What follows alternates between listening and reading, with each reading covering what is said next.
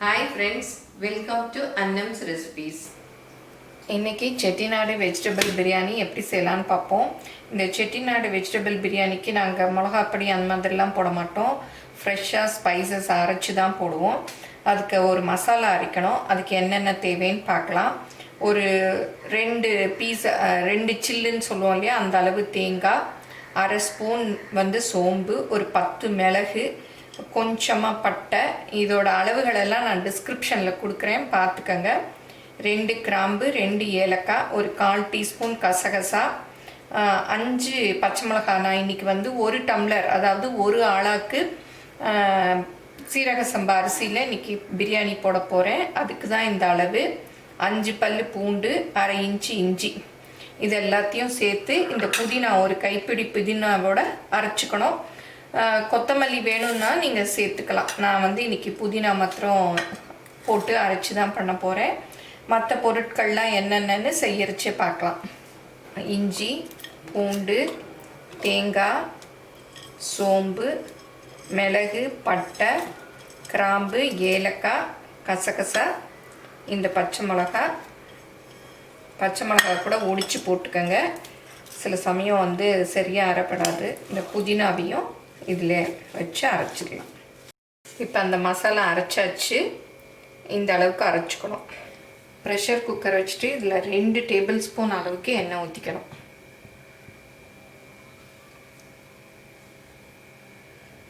நான் இன்றைக்கி ஒரு ஆளாக்கு சீரக சம்பா அரிசி பிரியாணி போட போகிறேன். அதுக்கு ஏற்ற மாதிரி நெய் ஊற்றிக்கணும். 1 டீஸ்பூன் அளவு நெய் வேணான்னா எண்ணெயவே இன்னும் கொஞ்சம் கூட ஊற்றிக்கலாம். இதில் ஒரு பிரியாணி இலை, ஒரு ஏலக்காய், கொஞ்சமாக பட்டை, அப்புறம் ஒரு 10 முந்திரி. இப்போ முந்திரி கூட நம்ம எடுத்து வச்சுக்கலாம், கடைசியாக போட்டுக்கலாம். அப்புறம் வெந்துருச்சுன்னா சவச்சவன்னு ஒரு ஊறின மாதிரி போயிடும். இப்போ இதில் ஒரு மீடியம் சைஸ் வெங்காயம் ஒன்று இந்த மாதிரி நறுக்கி வச்சுருக்கேன், அது போட்டுக்கலாம். அப்புறம் ஒரு பீன்ஸ், ஒரு 10 பீன்ஸ் அளவு நறுக்கி வச்சுருக்கேன், அதையும் போட்டுக்கலாம். கேரட்டும் இந்த மாதிரி பொடி பொடியாக நறுக்கி வச்சுருக்கேன். இது ஒரு மீடியம் சைஸ் கேரட்டு. இதில் பச்சை பட்டாணி, காலிஃப்ளவர் எல்லாம் நீங்கள் போட்டுக்கலாம். நான் அதெல்லாம் இல்லாததுனால பீன்ஸையும் கேரட்டையும் கொஞ்சம் கூட போட்டிருக்கேன். காலிஃப்ளவர்லாம் சேர்க்குறதா இருந்தால் இப்போவே சேர்த்து வதக்கிக்கணும். தக்காளியும் போட்டுடலாம். இதுவும் ஒரு மீடியம் சைஸ் தக்காளி ஒன்று பொடி பொடியாக நறுக்கி வச்சுருக்கேன். இப்போ அரைச்சி வச்சுருக்கோம் இல்லையா, இந்த மசாலா பேஸ்ட், அதையும் சேர்த்துக்கலாம். அந்த இஞ்சி பூண்டு பச்சை வாசம் போகிற வரைக்கும் நல்லா வதக்கிக்கணும். இப்போ இந்த பிரியாணிக்கு தேவையான உப்பு, நான் கல் உப்பு தான் போடுறேன். இதில் சிலர் மீல் மேக்கர், சோயா சங்க்ஸ்ன்னு வருது இல்லையா, அது கூட ஊற வச்சு போட்டுக்குவாங்க.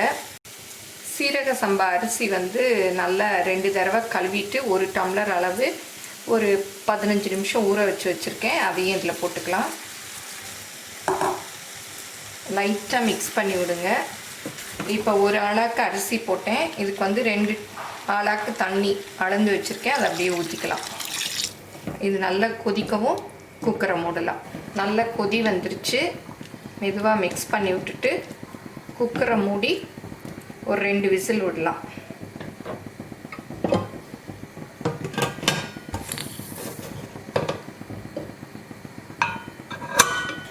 இப்போ ப்ரெட்டை வறுத்துக்கலாம். நான் ஒரு ஸ்லைஸ் ப்ரெட்டு இந்த மாதிரி சின்ன சின்ன பீசஸாக கட் பண்ணி வச்சுருக்கேன். இதில் 1 ஸ்பூன் நெய் ஊற்றிக்கலாம். 1 டம்ளர் அரிசிக்கு 2 ஸ்லைஸ் ப்ரெட்டு வரைக்கும் போட்டுக்கலாம். நான் 1 ஸ்லைஸ் போடுறேன். இதை அடுப்பை குறைச்சி வச்சு நல்லா வறுத்துக்கணும். நம்ம முந்திரி பருப்பு போடுவோம் இல்லையா, அப்போ தான் ப்ரெட்டை போடணும். முதல்லே போட்டுட்டோன்னா அது குழஞ்சி மாவாகிடும்.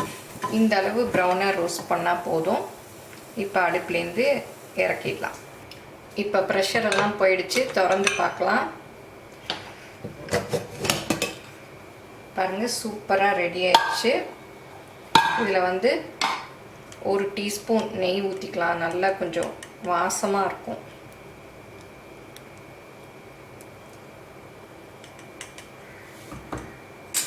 கொஞ்சமாக கொத்தமல்லி, அப்புறம் நம்ம வறுத்து வச்சுருக்கோம் இல்லையா அந்த முந்திரியும் போட்டுக்கலாம்.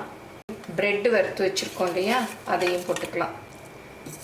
பாருங்கள் நல்லா வெந்துருச்சு, உதிரி உதிரியாக இருக்குது.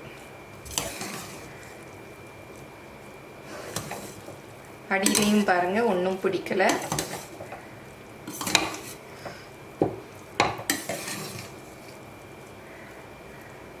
நல்லா இந்த மாதிரி மிக்ஸ் பண்ணி விடணும். அப்போ தான் வந்து வெஜிடபிள்ஸ் எல்லாம் மிக்ஸ் ஆகும். இல்லாட்டா அப்படியே மேலே மாத்திரம் இருக்கும், கீழெல்லாம் வெஜிடபிள்ஸ் இருக்காது. கொஞ்சம் ஆறினதும் மிக்ஸ் பண்ணுங்கள். ரொம்ப சூட்டோடு பண்ணிட்டோன்னா அரிசி வந்து உடஞ்சி குழஞ்சி போயிடும். இப்போ செட்டிநாடு வெஜிடபிள் பிரியாணி சூப்பராக ரெடி ஆயிடுச்சு. இதில் நம்ம எல்லா வெஜிடபிள்ஸும் போட்டு செய்யறதுனால இதை 1 பாட் மீலாக செஞ்சுக்கலாம். லஞ்ச் பாக்ஸ்க்கெலாம் ரொம்ப நல்லாயிருக்கும். நம்ம ஏதோ ஒரு 1 டே பிக்னிக் போகிறோன்னா கூட இதை செஞ்சு கொண்டு போகலாம், ரொம்ப டேஸ்ட்டாக இருக்கும். இதோட தயிர் பச்சடி ஒன்று மாத்திரம் போதும். சிப்ஸ், உருளைக்கிழங்கு சிப்ஸ் கூட வாங்கி வச்சுக்கலாம், ரொம்ப நல்லாயிருக்கும். இந்த ப்ரெட்டு, கேஷ்யூ நட்லாம் போட்டிருக்கோம் இல்லையா, அதெல்லாம் சாப்பிட்றச்ச ரொம்ப டேஸ்ட்டு சூப்பராக இருக்கும். எல்லோரும் செஞ்சு பாருங்கள், எப்படி இருந்ததுன்னு உங்கள் கமெண்ட்ஸை சொல்லுங்கள். தேங்க்யூ.